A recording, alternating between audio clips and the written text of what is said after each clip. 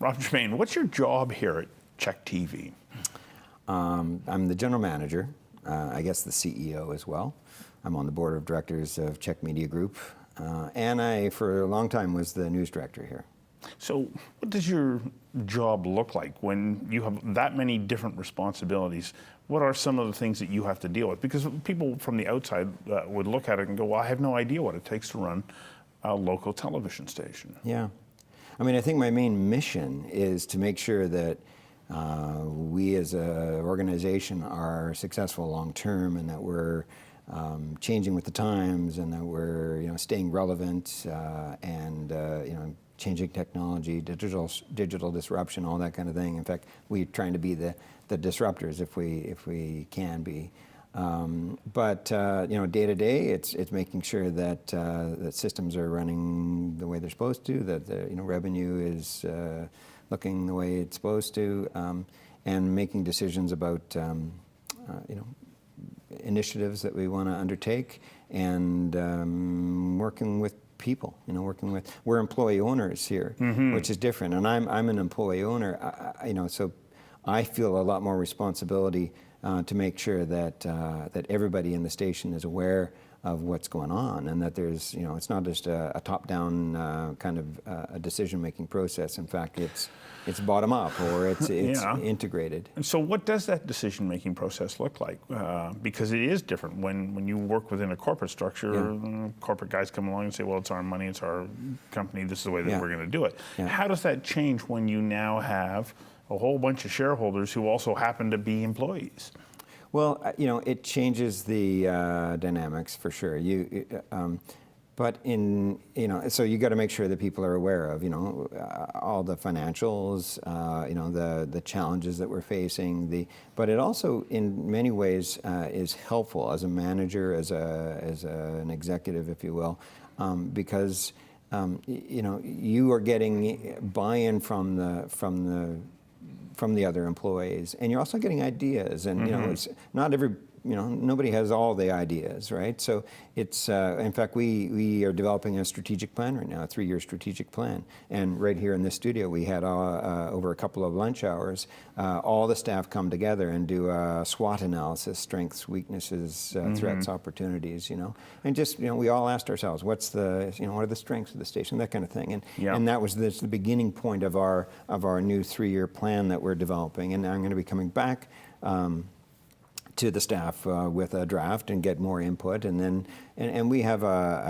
this happens to be a unionized shop as well, so we have a joint union management committee that we meet regularly with. So you have some owners who are union members who are also part of the management committee. Yeah. Oh, it's and it's quite different, obviously, than when it was much more adversarial in the past, when union and management negotiated or came together. But now it's we're all in the same boat. We want to make the station successful in the long term. It's different, I think, from a typical corporation. Certainly a publicly traded corporation, they're looking for short-term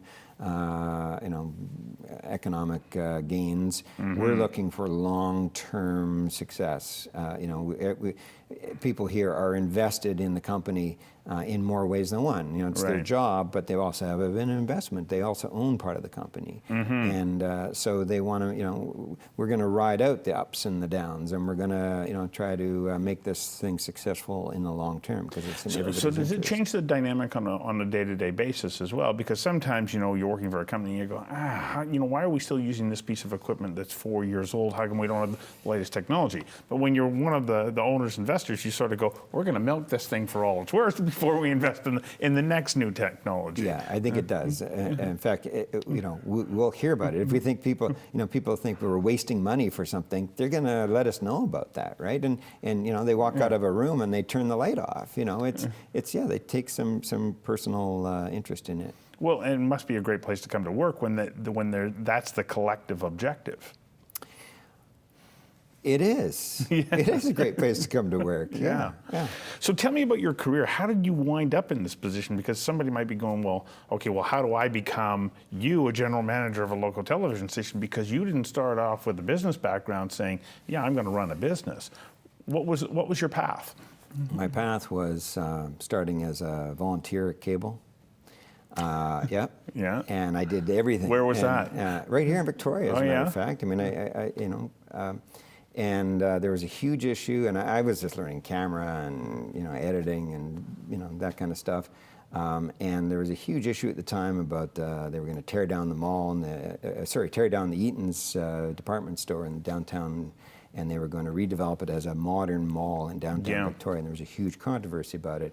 And the cable company and the cable, me and a group of volunteers started to really get into this issue, and we had phone-in shows, and we were covering city council, and we were doing all kinds of things like that with live city council coverage, and then there was groups that formed that were opposed to this mall, and we covered those rallies, and we and then I thought, well, what's most interesting to me about this was the fact that they're going to tear down these stores.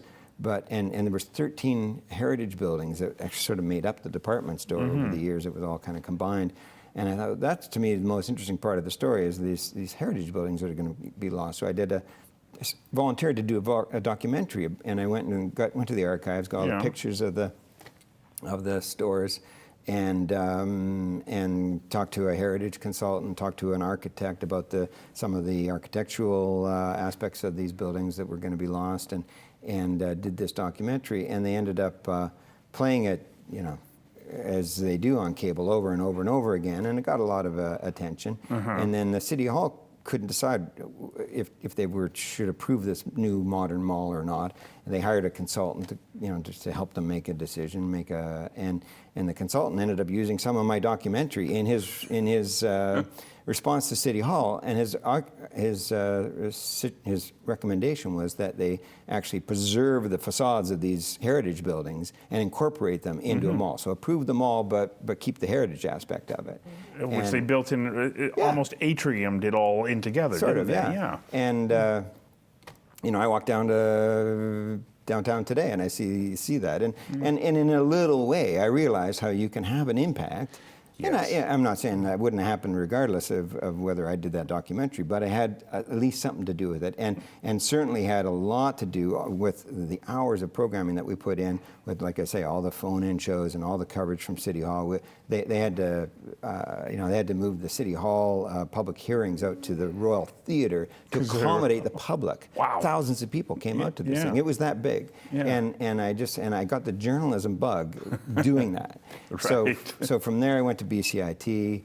You studied broadcast journalism. Broadcast journalism at BCIT. I got lucky enough to get hired right out of school at BCTV, which is really where my dream was, to work at BCTV. Well, and it came true pretty quickly. And it did. And so I was there for 6 years, producing.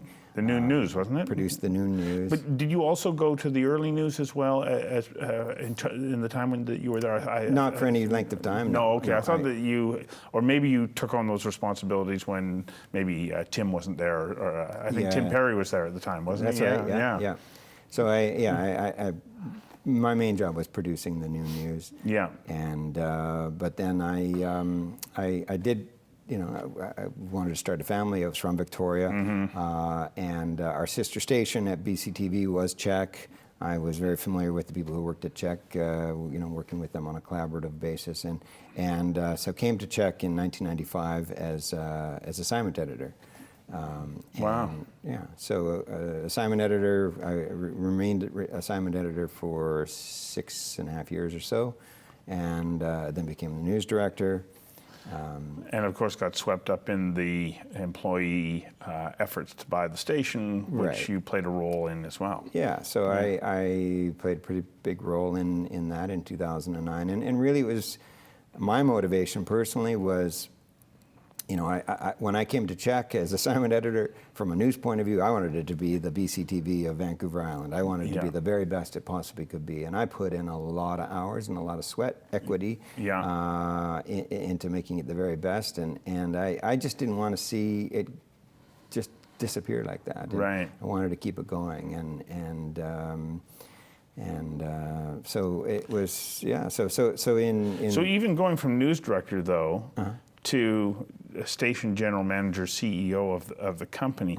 That's a leap, and it's not a direct line. How did that come about, and what were some of the things that made that possible for you as a career path, and also to feel that your skill set was aligned with the needs of the station? Yeah, and I never ever wanted to be in. I wasn't even sure about taking on the news director position when that came up, but but general manager, I certainly had never ever had goals to be a general manager of a TV station or anywhere. I was a journalist at heart, and but since becoming independent, being I've been on the board of Czech, and been involved in the business aspect of it and making sure that there is no news without the business being successful. So I was working with the general manager and the other managers to make sure that the business entity was successful. And when the general manager position came up last September, I put my hand up because things are changing so much in the industry so fast, with technology, with audience habits changing, with the digital disruption, that I wanted to make sure that, for the success of this company, that we were adapting and changing and ahead of that curve. Because if we were just to continue doing everything status quo exactly as we have been, I think it's a sunset industry. We need to be making sure that we are maximizing on our mobile strategy, and for that matter, we want to develop an over-the-top strategy for people that don't have cable or don't have over-the-air receivers, or and we need to make sure that we are just maximizing on every opportunity that we have, even with the building that we now own. When we took over, we became renters. We bought the building in 2012, and and this is really a resource for the community, and we want to make sure that we are capitalizing on that as well. As you explain all that, I think there is no straight line to this position. There has to be a broad understanding of how the overall business works and be tapped into a wide variety of different distribution mediums, changes in technology, and so on. But if somebody said, yeah, but what's the one thing that you would say, I'm just getting started in my career, what should I do if I want to be able to, someday wind up in a position similar to yours? I don't know that you can really target it. I think you have to be open in life to changes, and especially now. And I think that you need to be looking for opportunities and be learning along the way, everything you do, I suppose you can be that hyper-focused. I never was. I don't know that you can be that hyper-focused. I think that, as you pointed out, everybody's going to come to this having had a relationship with the workings of a station. Right. You can't come in from outside. I mean, most general managers, frankly, that I've worked for over the years, over the decades, came through the sales side. Yeah. Okay. So so that's probably the way to go if you want to be a sales and want to be a general manager at a business. Start in sales. Yeah. That was certainly not my path. I wanted to stay away as far away from possible as sales. But life threw you a couple of curveballs. It did, and now I'm I guess I'm in charge of the sales as well as programming, which over the years had really very little to do with. Yeah. Well, congratulations. Thanks for sharing that. Well, thank you.